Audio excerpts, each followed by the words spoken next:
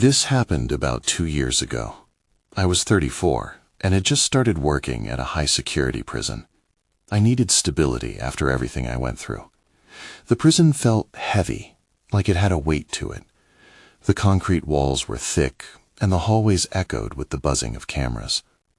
At first, everything seemed normal. The inmates had their routines, and I had mine. Days passed in monotony. But then I started noticing something odd. During a routine head count, I saw an inmate with blue-tinted hands. I thought maybe it was a skin issue. I asked a colleague about it, but he just laughed and shrugged, acting like it was no big deal. I pushed it out of my mind, but that image stuck with me. Weeks went by, and I saw more inmates with those strange blue hands. Each time I felt a chill. Staff discussions became hurried whispers, and I caught my coworkers glancing nervously at one another. The air felt different, like a storm was building. I wondered if it was just my imagination. It was late one night when I first noticed an inmate was gone. He had been there one moment, and then he wasn't. No explanations. I wanted to ask, but everyone just looked away. Another inmate vanished. I could see fear in my coworkers' eyes. Something wasn't right. The stories from inmates about strange noises at night and shadows lurking in the corners haunted me. I felt uneasy, but I didn't know what to do. One night, during my shift, I walked by the cells. I saw another inmate with blue hands. He pressed his hands against the bars and looked at me, his eyes wide. I could feel the coldness in my gut. I asked him what was wrong. He shook his head slowly. My throat went dry. It felt like I was staring into the abyss. Why were their hands blue?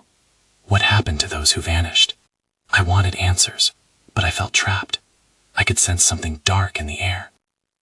I started to question everything. The prison felt wrong. That night, I heard footsteps behind me.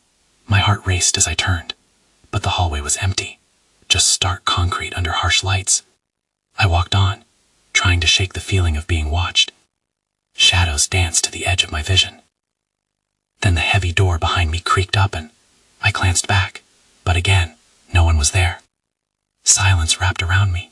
I felt a cold shiver creep down my spine. It was becoming unbearable. I thought about the blue hands and the men who disappeared. I wanted to leave, to run, but my feet felt glued to the floor. Something was coming, and I had a feeling it was closer than I thought. I did not want to find out what happened next. The weight of it all pressed down on me. I knew I needed the truth, but maybe it was already too late. The next shift felt different. I walked through the main door, knowing I had to face it again. The heavy air weighed down on me, thick with anxiety. I couldn't shake the feeling of being watched. It lingered like a shadow that refused to leave.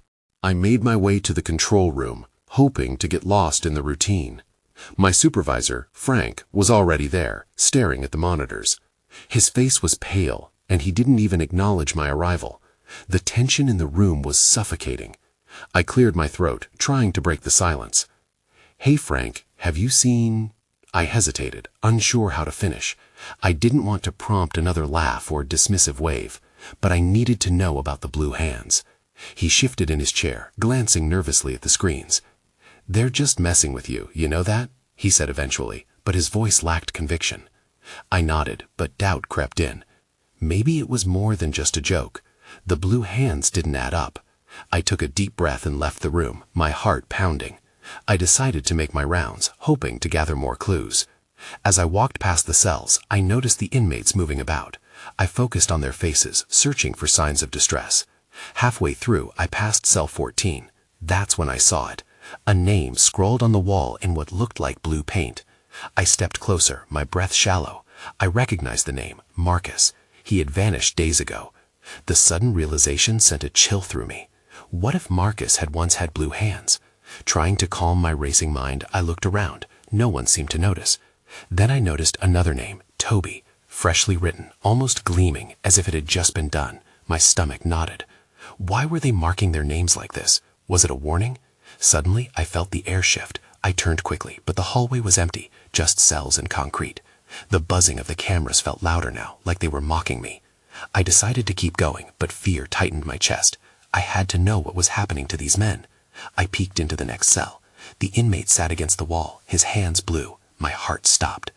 "Are you okay?" I asked, my voice barely above a whisper. He looked up, his eyes wide, filled with a mix of terror and resignation. "They take us, you know," he said quietly, his voice shaky. "You have to get out." That was when everything felt like it crumbled around me. I could barely breathe, the shadows closing in. I needed to leave, but my feet felt rooted to the floor. I thought about Marcus, about Toby, and the fear pooling in the inmate's eyes. Then, from behind me, I heard the faintest whisper. "Help us." The voice was thin and fragile. I turned, but once again, there was only the cold, empty hallway. I had to recover myself. I took a deep breath and stepped back, but I bumped into something solid. I spun around, and my heart sank. Someone was standing there, a tall figure shrouded in darkness. My heart raced as I tried to find my voice. "Who?" I started, but the figure raised a hand with blue skin. At that moment, I realized I was about to step further down a path I might never return from. I stumbled back, my mind racing. The figure stood there, still and silent, its blue hand outstretched.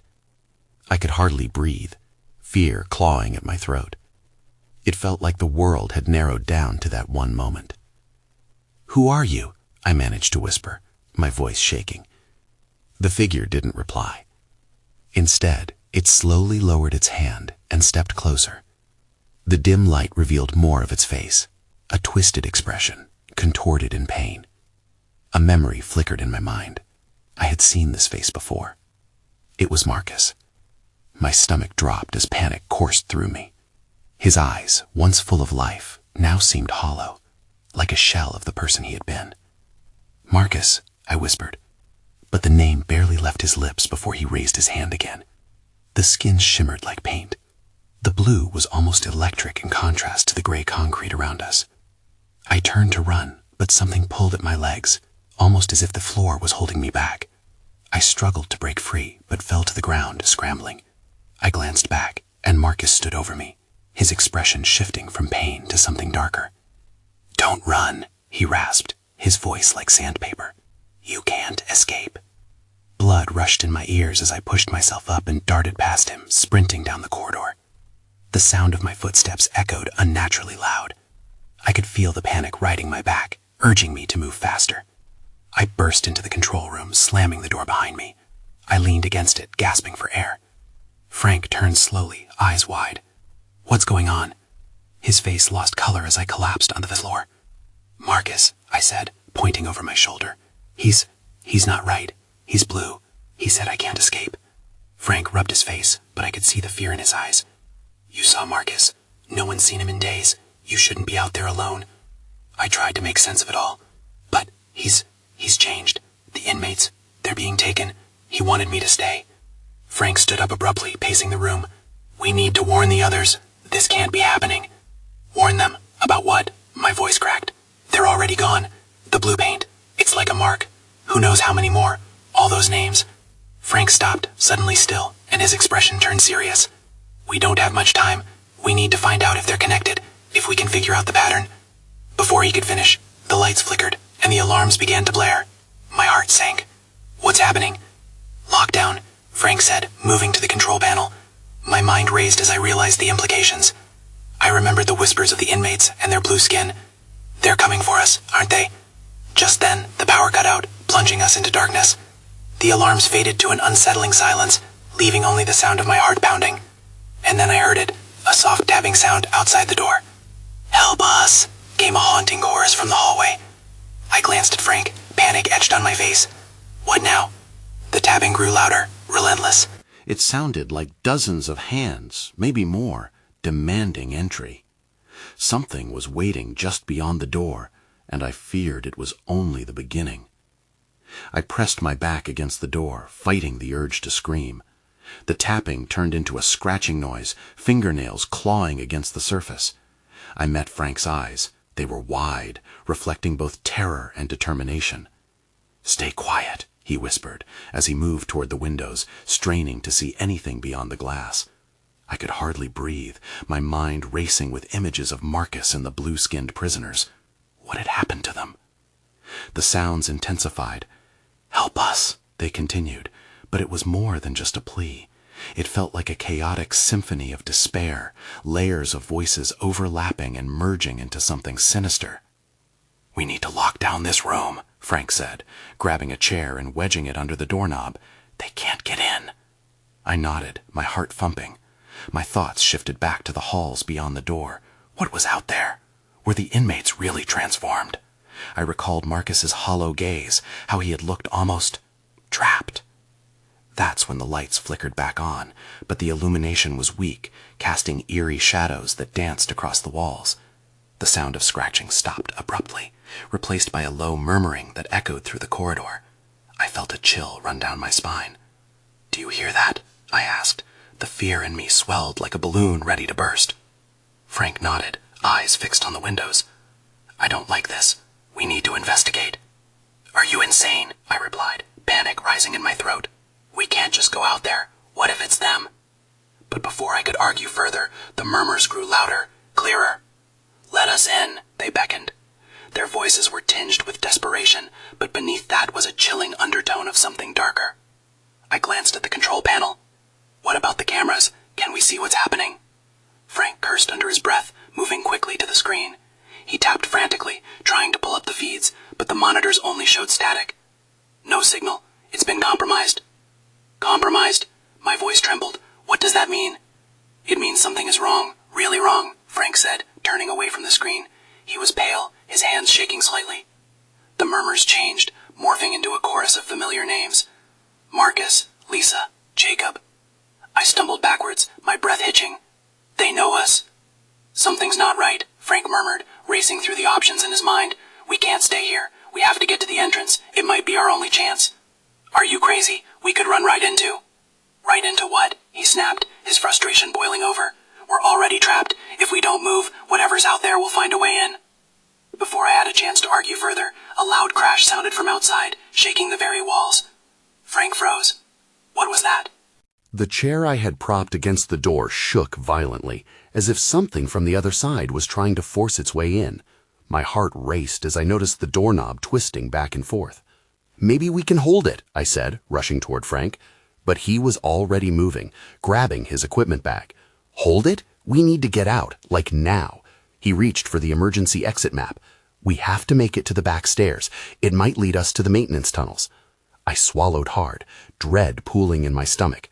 But before I could protest, the door buckled under the repeated blows from whatever was outside.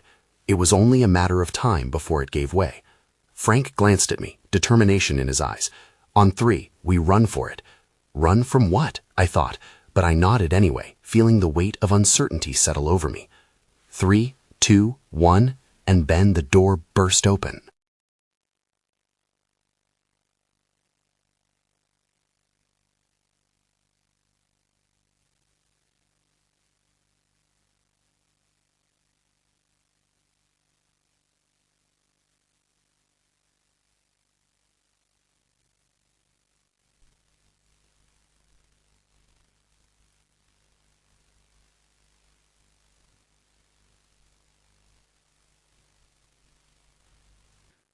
His voice was steady, but I could hear the tremor underneath. "We can't be the only ones left. Others must have escaped or are already dealing with this madness." But I wasn't so sure. The images of those blue-skinned prisoners loomed in my mind, their haunting cry still fresh. What had they become? We reached the bottom floor and found ourselves at a dimly lit hallway, the exit signs hanging like lifelines. I peeked around the corner, heart racing. "It looks clear." Frank nodded, and we pushed ahead, moving as quickly as possible. That's when I saw it, a tangled mass of blue fabric near the exit door, partially shredded. I stepped closer, my pulse quickening. "Wait," Frank said, grabbing my arm. "Look." He pointed at something glinting on the ground. I knelt, squinting to make it out. It was a badge, a prison badge with Marcus's name on it. Fingers trembling, I picked it up. Confusion washed over me. What does this mean? Is he... Before I could finish the thought, the lights flickered again, this time plunging us into darkness. An ominous hum echoed through the halls, a sound that sent tremors of fear through my entire body. "Frank, what's happening?" I whispered, dread flooding in as I clutched the badge like a lifeline. Then we heard it, the unmistakable sound of footsteps closing in on us. The darkness wrapped around us like a heavy blanket, suffocating and all-consuming. I could no longer see Frank next to me, but I could hear him breathing, sharp and quick. Every sound amplified in the silence, and the footsteps grew louder, as if a stampede of nightmares was barreling toward us. I fumbled for Frank's hand, my fingers brushing against his. "We need to move," I whispered urgently, though I had no idea where to go. "Which way?" he replied, his voice barely a murmur. I squinted into the enveloping blackness, trying to discern any shapes or figures. "Back to the stairs. Maybe we can go up." "Or down," Frank suggested, his voice tense. "We have to decide fast." The footsteps stopped, sending a wave of dread through me. I leaned in closer to Frank, my pulse racing. "They're not far. They're waiting for us." Without thinking, I grabbed Frank's arm and started moving down the hallway, our footsteps echoing off the walls. We stumbled over debris and turned sharply when we reached a corner, the faintest glow flickering further down. It came from a room off the main corridor, and instinct told me to check it out. "That way," I pointed. Frank nodded, and we rushed toward the light, fear urging us on. As we stepped inside, I immediately regretted it. The room was filled with what looked like stacks of blue fabric, prison uniforms shredded and strewn about.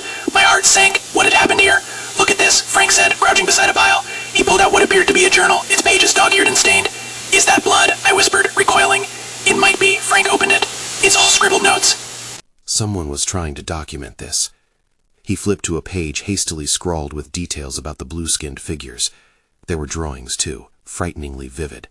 They looked like the creatures we had seen screaming down the hallway. "They come at night," Frank read aloud, voice trembling.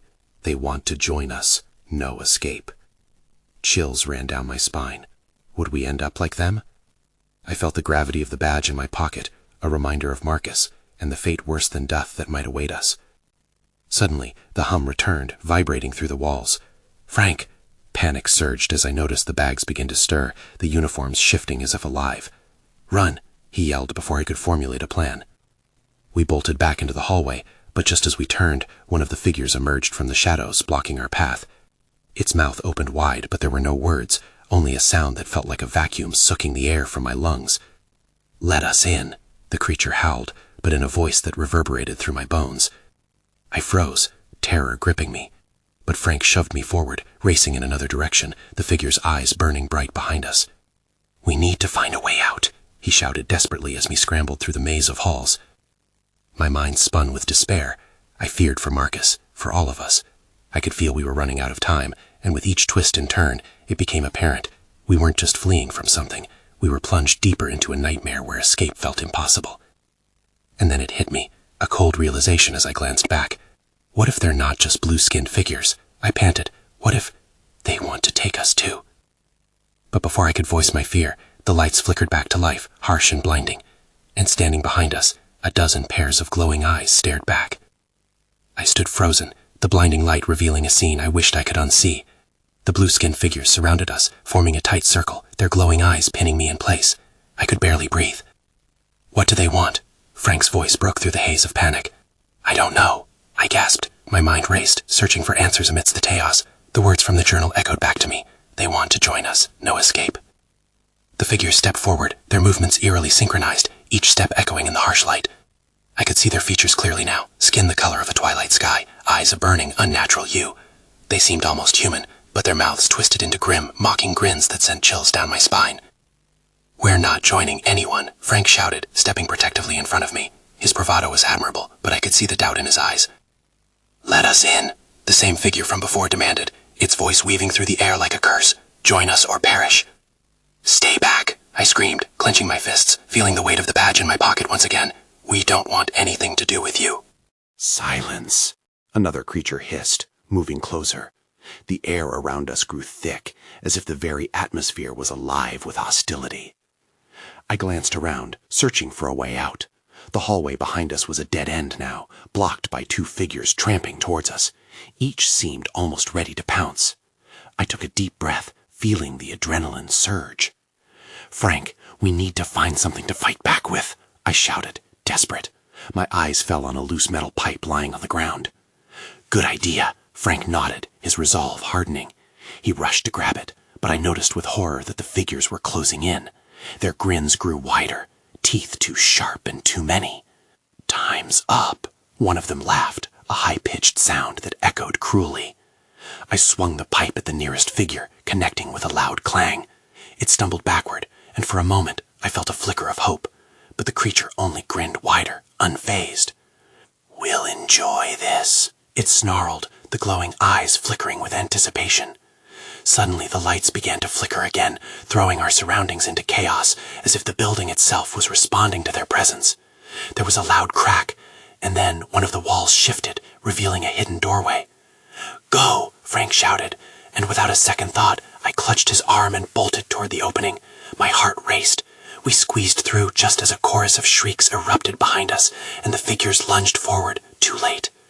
On the other side, we were met with a narrow staircase leading down into darkness. I hesitated. What if it's a trap? But there was no time to waste.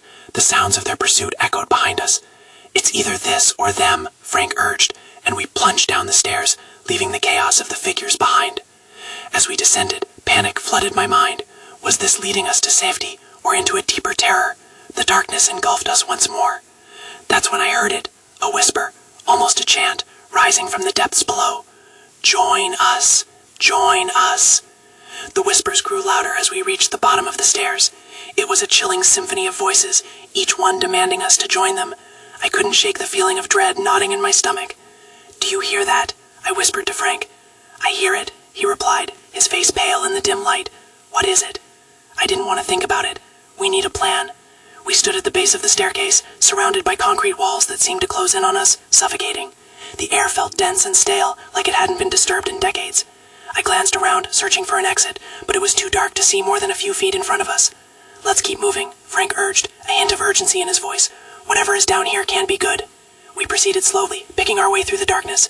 I concentrated on the sound of our footsteps. My mind raced back to the blue figures. Their grins haunted me. What were they, and why did they want us to join them? Suddenly, a flicker of light caught my eye. It danced in the far corner of what looked like a large room. "Over there," I pointed. "Be careful," Frank said. We crept toward the light, my heartbeat echoing in my ears. As we got closer, I saw the source. It was a stone altar, glowing with an otherworldly blue hue. Strange symbols covered the surface, pulsing softly, like the heartbeat of something ancient. "That's not normal," Frank said, his voice barely above a whisper.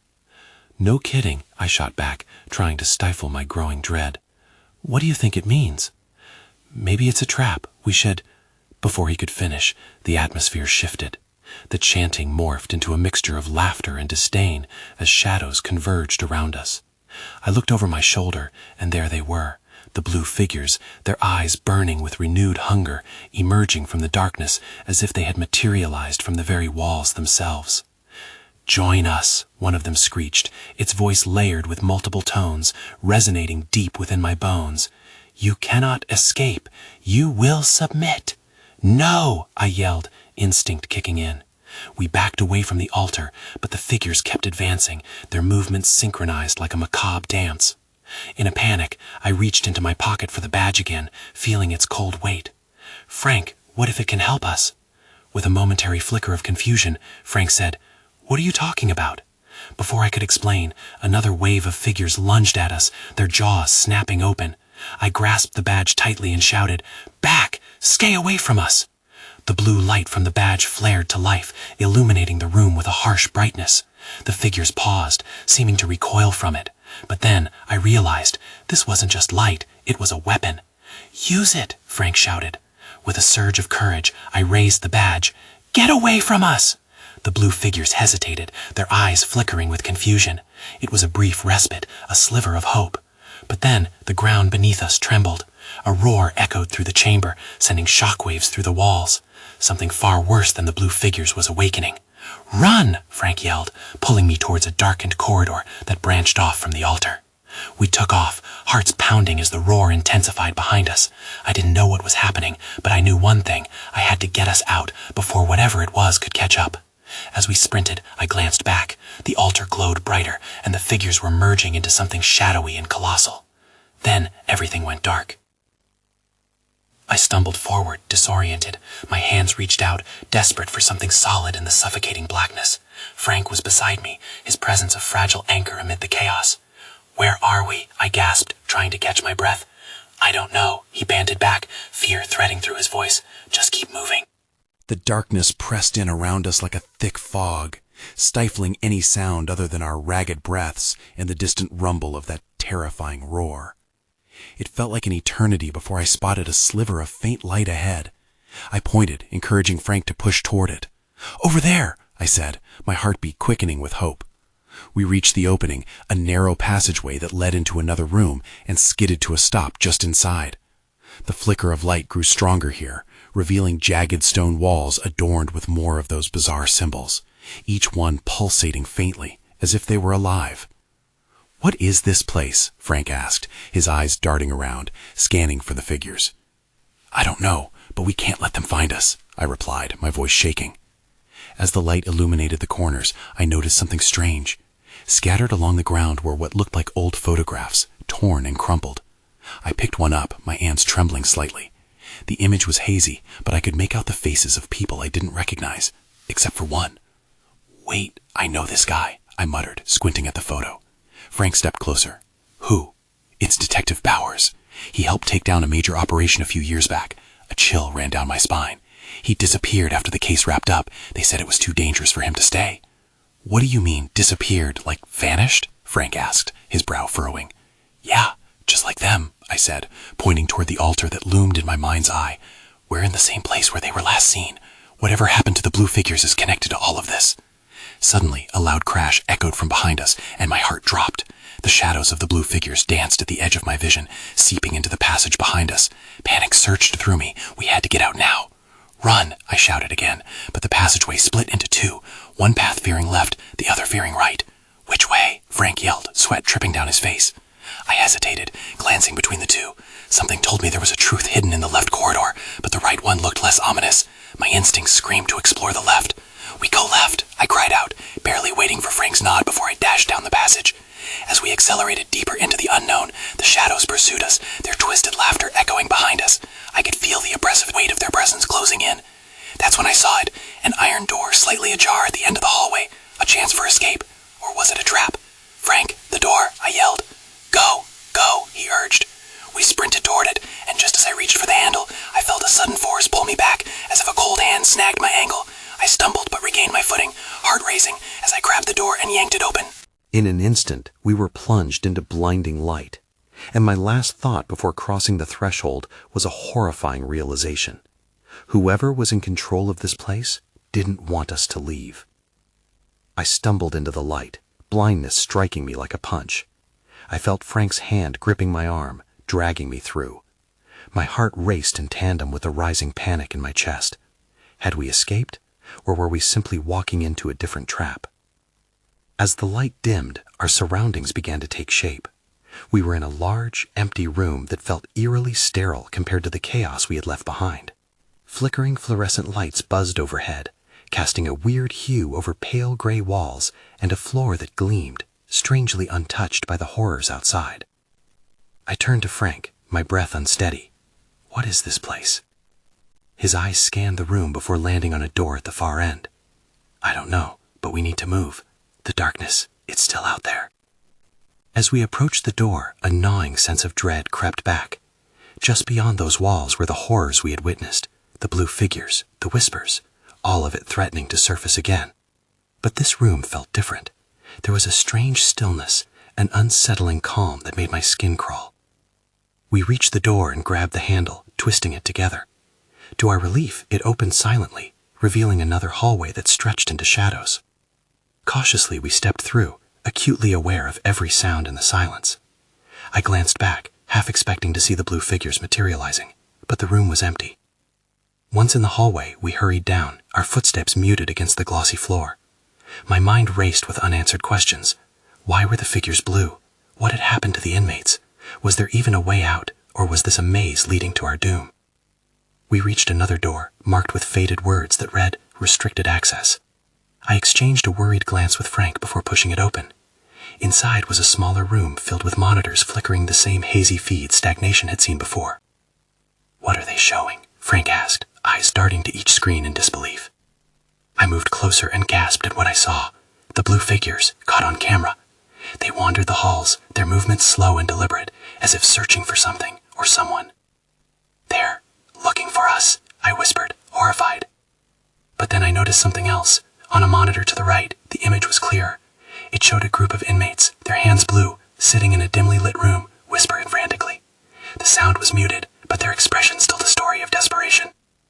"Can you hear what they're saying?" Frank leaned in, trying to catch the slightest sound. I shook my head, frustration bubbling inside. "No, but it looks like they're..." The monitor flickered, then got to static, and my stomach twisted. No, no, no. I pressed my palms against the screen, desperate to will the image back. But nothing. Just as panic threatened to take hold, I heard a beeping noise, drawing my attention. I turned to see a small panel on the far wall, flashing red. There was a button that seemed entirely too inviting amidst the uncertainty. "Is that an alarm?" Frank asked, stepping back from the screen. "Maybe a way to send an alert?" I suggested, hesitating. "Or a self-destruct?" "Or get us caught," he replied, exasperated.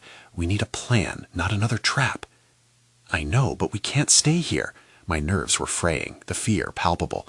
"What if those entities find this room? They can sense us. We've seen it."